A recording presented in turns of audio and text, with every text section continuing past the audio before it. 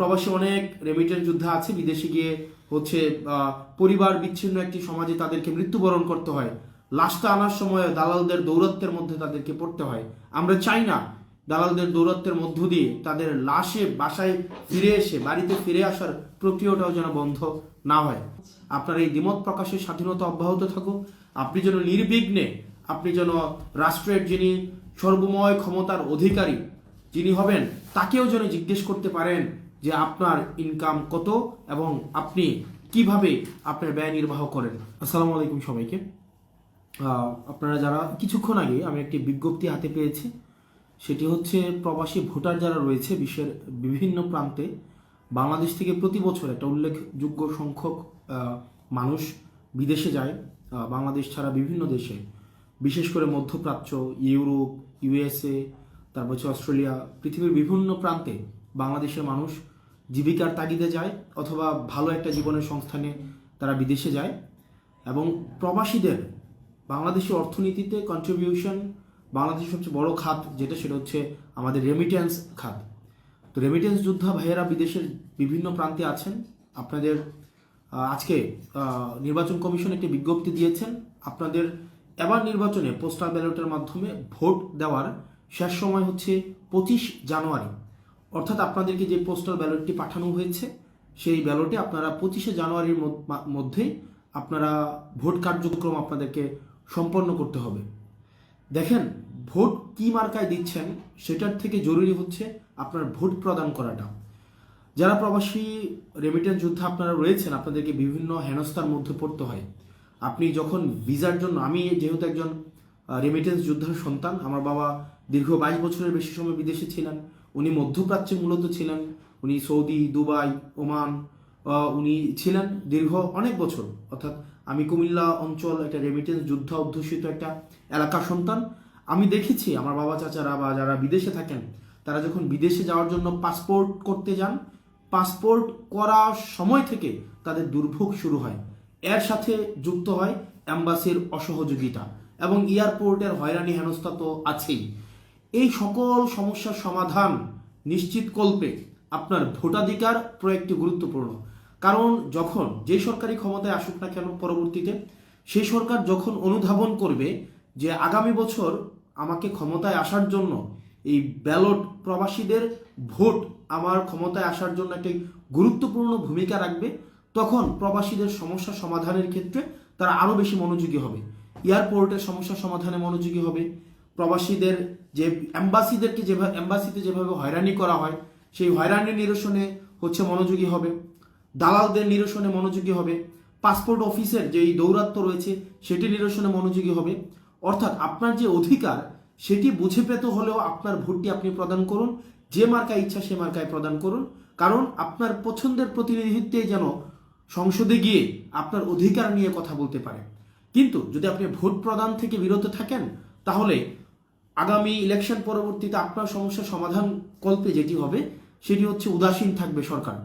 এখন আমরা বিশ্বাস করতে চাই জুলাই গণঅভ্যুত্থানে প্রবাসীদের যেই ভূমিকা ছিল, রেমিটেন্স শাটডাউনের মধ্য দিয়ে এই অভ্যুত্থানে তাদের সরাসরি অংশগ্রহণ ছিল, ঠিক একইভাবে স্বাধীনতা পরবর্তী সময় এখনো পর্যন্ত রেমিটেন্স আমাদের অর্থনীতির একটা অন্যতম কাঠামো শক্তি হলেও এখনো পর্যন্ত প্রবাসীদের দুর্ভোগ লাঘবে সরকার এখনো পর্যন্ত দৃশ্যমান কোনো পদক্ষেপ নেয়নি।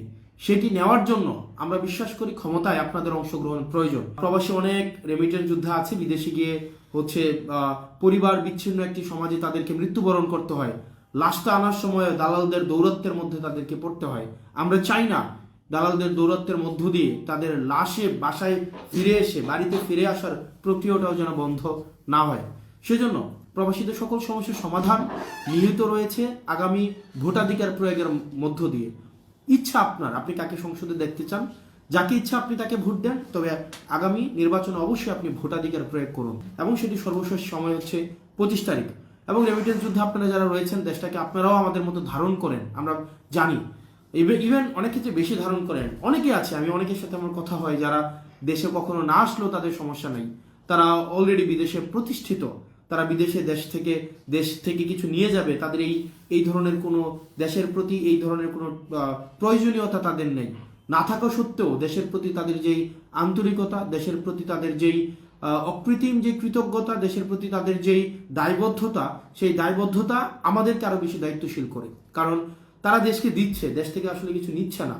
না থাকা সত্ত্বেও প্রবাসীদের দেশের প্রতি দায়বদ্ধতা, সেটা আমাদের দায়িত্বকে আরো বাড়িয়ে দেয়। আমরা চাই আপনাদের দায়িত্ব, আপনাদের যেই অবদান রয়েছে সেটিকে স্বীকার করতে, এবং আগামী সংসদে আপনাদের প্রয়োজন অনুযায়ী যেন নীতি নির্ধারিত হয় সেটির পক্ষে আমরা সচেষ্ট থাকব, এবং সেটিকে প্রাধান্য দিয়েই আগামীতে রেমিটেন্স যোদ্ধা যারা রয়েছে তাদের ফ্রেন্ডলি আমরা পলিসি মেকিং এর আমরা অবশ্যই সেখানে আমরা চেষ্টা করব। এবং যে বিষয়টি সেটি হচ্ছে যে হ্যাঁ ভোটের পক্ষে অবশ্যই আপনারা থাকেন। আমরা চাই, আমরা আর আগের মতো দেশটাকে আর বিকিয়ে দিতে চাই না। আমরা চাই না আগের মতো পুরনো যেই সিস্টেমে আমাদের দেশটা রয়েছে সেইভাবেই আমাদের দেশটা চলুক। অত্যন্ত দুঃখজনক বিষয় হচ্ছে আমাদের দেশে দেখা যায় অনেক রাজনৈতিক দলের অনেক ব্যক্তির বক্তব্যের মধ্যে এই বিষয়টি উঠে আসে যে ফেসিবাদ কাঠামোকে তারা টিকিয়ে রাখতে চায়, ফেসিবাদ কাঠামোর বিচার ব্যবস্থা তারা টিকিয়ে রাখতে চায়, ফেসিবাদ কাঠামোর মিডিয়া ব্যবস্থা তারা টিকিয়ে রাখতে চায়, ফেসিবাদ কাঠামোর প্রশাসনিক ব্যবস্থা তারা টিকিয়ে রাখতে চায়, ফেসিবাদ কাঠামোর সবকিছুই তারা টিকিয়ে রাখতে চায়। অর্থাৎ তাদের কাছে ব্যাপারটা এমন যে ফেসিবাদ কাঠামোর সবকিছুই ভালো, শুধু হাসিনা ছাড়া। মানে হাসিনা ছাড়া ফেসিবাদ কাঠামোর আমার সবকিছুই লাগবে।